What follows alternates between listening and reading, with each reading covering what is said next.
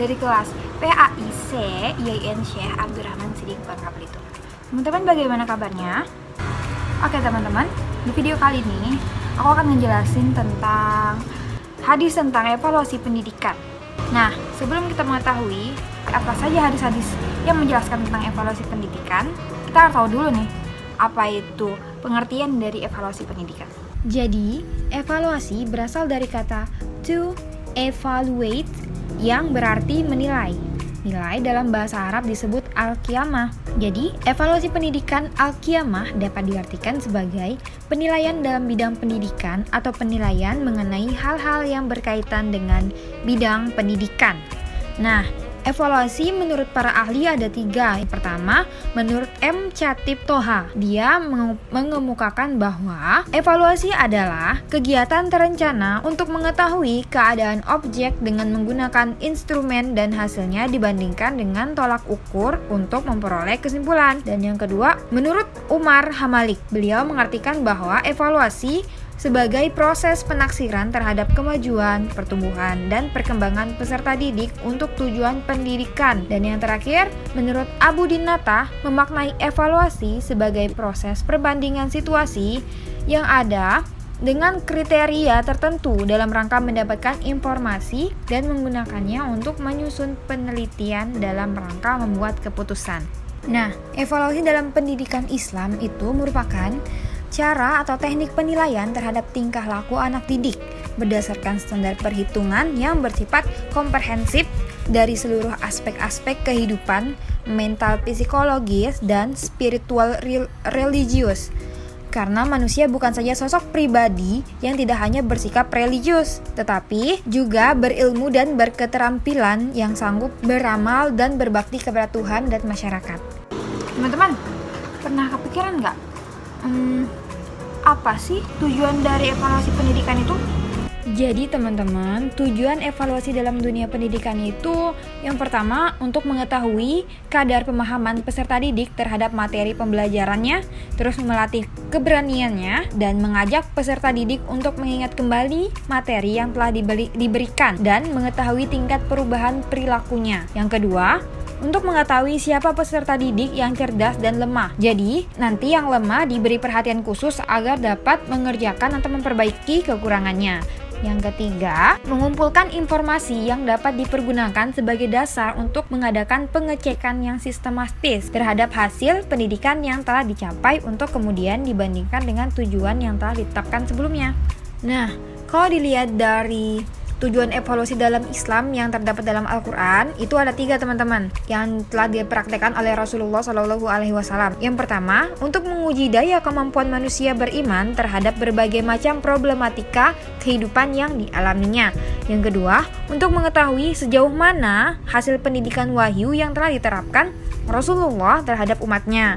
Yang ketiga, untuk menentukan klasifikasi atau tingkat-tingkat hidup keislaman atau keimanan manusia sehingga diketahui manusia yang mana yang paling bertakwa kepada Allah, manusia yang sedang dalam iman atau ketakwaannya, dan manusia yang ingkar kepada ajaran Islam. Nah, terus fungsi dari evaluasi pendidikan itu apa? Fungsi evaluasi itu teman-teman ada 3.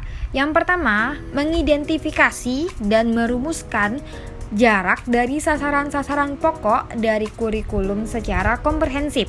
Yang kedua, penetapan bagi tingkah laku apa yang harus direalisasikan oleh siswa. Yang ketiga, menyeleksi atau membentuk instrumen-instrumen yang valid, terpercaya, dan praktis untuk menilai sasaran-sasaran utama proses kependidikan atau ciri-ciri khusus dalam perkembangan dan pertumbuhan manusia didik atau peserta didik. Dan sedangkan kegunaan evaluasi dalam pendidikan Islam secara umum itu ada 4 teman-teman. Yang pertama dari segi pendidik, yaitu untuk membantu seorang pendidik mengetahui sejauh mana hasil yang dicapai dalam pelaksanaan tugasnya. Yang kedua, dari segi peserta didik, yaitu membantu peserta didik untuk dapat mengubah atau mengembangkan tingkah laku secara sadar ke arah yang lebih baik. Yang ketiga, dari segi ahli fikir pendidikan Islam. Nah, untuk membantu para pemikir pendidikan Islam mengetahui kelemahan teori-teori pendidikan Islam dan membantu mereka dalam merumuskan kembali teori-teori teori pendidikan Islam yang relevan dengan arus dinamika zaman yang senantiasa berubah. Yang keempat, dari segi politik, pengambilan kebijakan pendidikan Islam untuk membantu mereka dan dalam membenahi sistem pengawasan dan mempertimbangkan kebijakan yang akan ditetapkan dalam sistem pendidikan nasional. Nah, teman-teman, kita udah tahu nih pengertian, fungsi dan tujuan dari evaluasi pendidikan itu apa.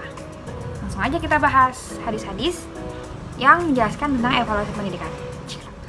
Rasulullah seringkali mengevaluasi hafalan para sahabat dengan cara menyuruh para sahabat membacakan ayat-ayat Al-Quran di hadapannya dengan membetulkan hafalan dan bacaan mereka yang keliru.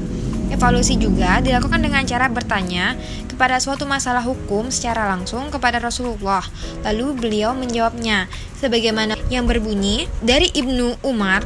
Ia berkata, Rasulullah Shallallahu Alaihi Wasallam berkata, sungguhnya ada di antara pepohonan satu pohon yang tidak gugur daunnya. Pohon ini seperti seorang muslim, maka sebutkanlah kepadaku apa pohon tersebut. Lalu orang menerka-nerka pepohonan Wahdi. Abdullah berkata, lalu terbesit dalam diriku pohon itu adalah pohon kurma, namun aku malu mengungkapkannya. Kemudian mereka berkata, wahai Rasulullah, beritahukanlah kami apa pohon itu. Lalu beliau menjawab, ia adalah pohon kurma. Hadis riwayat Bukhari. Rasulullah selain menguji pemahaman sahabat tentang agama, beliau juga dievaluasi oleh Allah melalui malaikat Jibril alaihissalam. Dalam hal ini ditunjukkan dalam hadis riwayat Bukhari yang berbunyi dari Abu Hurairah radhiyallahu anhu, ia berkata, pada suatu hari ketika Nabi Muhammad SAW sedang duduk bersama para sahabat, tiba-tiba datang seorang laki-laki dan bertanya, apakah iman itu? Jawab Nabi, iman adalah percaya kepada Allah, para malaikat, dan pertemuan dengannya, para rasulnya, dan percaya pada hari kebangkitan dari kubur. Lalu laki-laki itu bertanya kembali, apakah Islam itu? Jawab Nabi SAW, Islam ialah menyembah kepada Allah dan tidak menyekutukannya dengan suatu apapun, mendirikan sholat, menunaikan zakat yang difardukan, dan berpuasa pada bulan Ramadan. Lalu laki-laki itu bertanya lagi, apakah ihsan itu? Jawab Nabi Muhammad SAW, ihsan ialah menyembah Allah seolah-olah engkau melihatnya. Jika engkau tidak melihatnya, ketahuilah bahwa Allah melihatmu. Lalu laki-laki itu bertanya lagi, apakah hari kiamat itu? Nabi Muhammad SAW menjawab, orang yang ditanya tidak lebih mengetahui daripada orang yang bertanya. Tapi saya diberitahukan kepadamu beberapa syarat tanda-tanda akan tiba hari kiamat, yaitu jika budak sahaya telah melahirkan majikannya, dan jika pengembala unta dan ternaknya telah berlomba-lomba membangun gedung-gedung, dan termasuk dalam 5 macam yang tidak dapat mengetahuinya kecuali Allah, yaitu tersebut dalam sesungguhnya hanya di sisi Allah ilmu tentang hari kiamat, dan Dia yang menurunkan hujan dan mengetahui apa yang ada dalam rahim. Tidak ada seorang pun yang dapat mengetahui dengan pasti apa yang dikerjakannya besok, dan tidak ada seorang pun yang dapat mengetahui di bumi mana dia akan mati.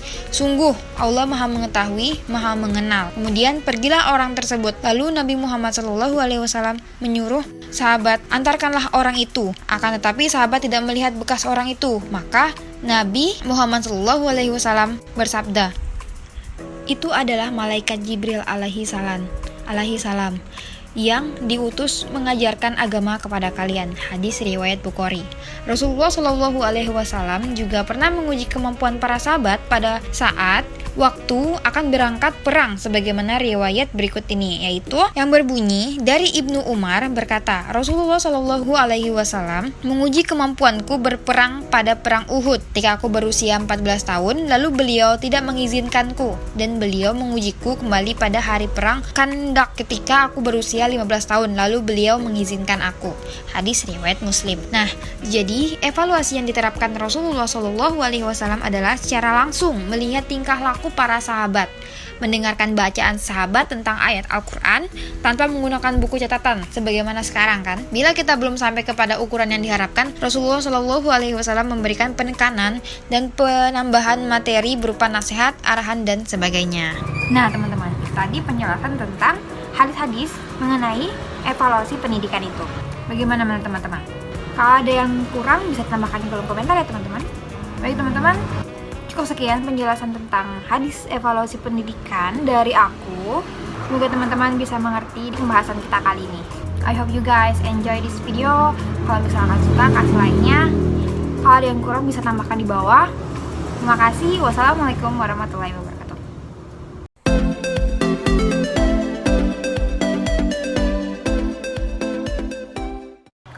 Oke teman-teman,